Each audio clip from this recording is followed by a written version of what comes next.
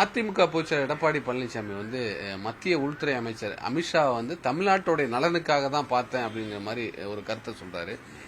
நீங்க விமர்சனம் பண்ணாலும் தமிழ்நாட்டோட நலனுக்காக பார்த்தேன், நான் பார்த்ததுக்கு அப்புறம் தான் நிதி தமிழ்நாட்டுக்கு வழங்கப்பட்டிருக்கிறது அப்படிங்கிற மாதிரி ஒரு தகவலை சொல்றாரு. இதை எப்படி பாருங்க? இல்லை, நான் கேட்கறது தமிழ்நாட்டுடைய நலனுக்கு பார்த்தாரா, அதிமுகவுடைய நலனுக்கு பார்த்தாரா, அல்லது அவர் குடும்ப நலனுக்கு பார்த்தாராங்கிறத ஒரு விளக்கணும்.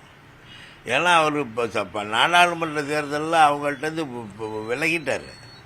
ஒரு எங்கள் அமைச்சர்கள் போய் இப்போ ஒன்றிய அமைச்சர்களை போய் தமிழ்நாட்டின் நலனுக்காக பார்க்குறாங்க. அதுக்காக தேர்தல் கூட்டணி வைக்கல.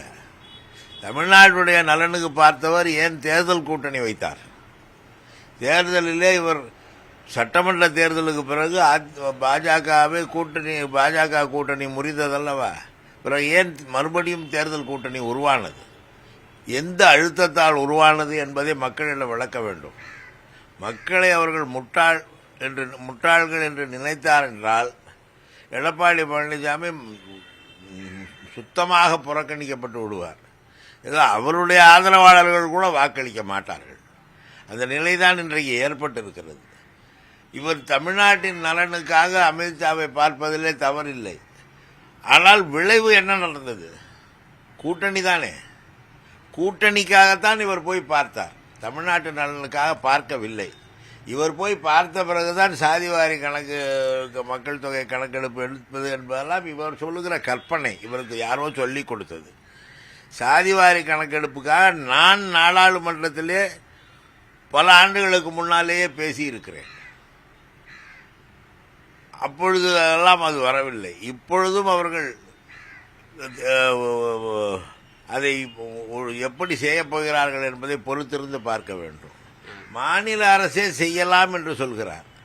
மாநில அரசு பீகார் அரசு செய்தது, அதன் பலன் என்ன? அதை அவர் சொல்ல வேண்டும். மக்கள் தொகை கணக்கெடுப்பில் சாதி வாரியாக எடுக்க வேண்டும் என்றால் ஒன்றிய அரசு தான் எடுக்க வேண்டும். மாநில அரசு மக்கள் தொகை கணக்கெடுப்பு எடுப்பதிலே எந்தவித பயனும் இல்லை.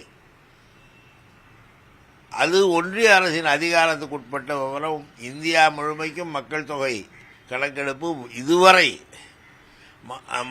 ஒன்றிய அரசு தான் எடுத்திருக்கிறது. அவர்கள் தான் இதை செய்ய வேண்டும். ஆனால் சாதிவாரி கணக்கெடுப்பு எடுத்ததே பீகார் மாநிலத்திலே, அதன் பலன் என்ன? ஒன்றும் கிடையாது. நீதிமன்றம் அதை ஏற்றுக்கொள்ளாது. ஒரு கணக்கு வேண்டுமானாலும் வைத்துக் கொள்ளலாம். எதற்காக கணக்கெடுப்பது? அதன் மூலம் பாதிக்கப்பட்ட மக்களுக்கு, பின்தங்கிய மக்களுக்கு நன்மை செய்வதற்காக கணக்கெடுக்க வேண்டும். ஆனால் நீதிமன்றம் இதை ஏற்றுக்கொள்ளாது. கணக்கெடுப்பு எடுப்பதற்கான அதிகாரம் என்பது வேறு. அதன் அடிப்படை, அந்த புள்ளி விவரத்தின் அடிப்படையில் பாதிக்கப்பட்ட மக்களுக்கு, பின்தங்கிய மக்களுக்கு நன்மை செய்வது என்பது வேறு. நான் கேட்கிற கேள்வி எல்லாம் மாநில அரசு எடுத்த மக்கள் தொகை கணக்கெடுப்பின் அடிப்படையில் உச்சநீதிமன்றம் தற்போது பிற்படுத்தப்பட்ட மக்களுக்கு வழங்குகிற 27% இடஒதுக்கீட்டை அதிகரித்து தருமா? இப்பொழுது பீகாரிலே எடுக்கப்பட்ட மக்கள் தொகை கணக்கெடுப்பின் அடிப்படையில் 85% மக்கள் பிற்படுத்தப்பட்ட, தாழ்த்தப்பட்ட மலைவாழ் மக்களாக இருக்கிறார்கள். இதன் அடிப்படையில் அந்த இடஒதுக்கீட்டை உயர்த்தி தருமா? தராது. அதற்கு புள்ளி விவரம் வேண்டும் என்றால் ஒன்றிய அரசு எடுத்தால்தான் வரும். இதை அவர்கள் புரிந்து கொள்ள வேண்டும். யாரை ஏமாற்றுகிறார் எடப்பாடி என்று தெரியவில்லை. ஆனால் யாருக்கோ அஞ்சி அடிமையாக இருக்கிறார் என்பது நன்றாக தெரிகிறது. தேசிய ஜனநாயக கூட்டணியில தான் பாமக தொடர்றாங்கிற மாதிரி நேற்றைய தினம் அரியலூர் கூட்டத்தில் பேசியிருக்காரு. அதிமுக கூட்டணியில் நிச்சயம் பாமக இடம்பெறுவாங்கிற ஒரு கருத்தையும் சொல்லியிருக்காரு. இந்த கருத்தை எப்படி? இது யார்கிட்ட நீங்க கேட்கணும்? அன்புமணிகிட்ட கேட்டால் ஒரு பதில் வரும், மருத்துவர் ஐயாட்ட கேட்டால் ஒரு பதில் வரும். இந்த பட்டிமன்றம் இதில் போய் நான் சொல்றது கொள்ளல. அவங்க இந்த கூட்டணியில் இல்லை,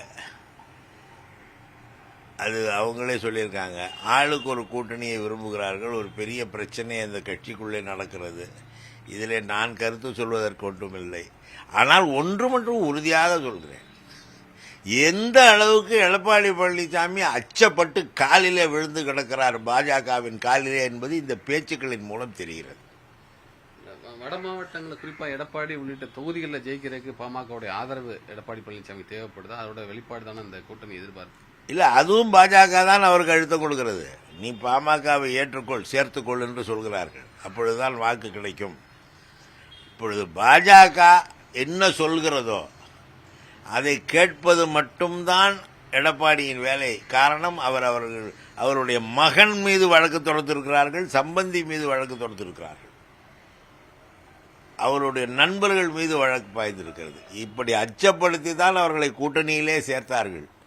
இவர் ஒன்றும் சாதிவாரி கணக்கெடுப்பு சொன்னதனாலே நான் போய் பேசினேன் என்று சொன்னால் அப்புறம் கூட்டணிக்கு ஏன் உடன்பட்டார் என்பதை விளக்க வேண்டும்.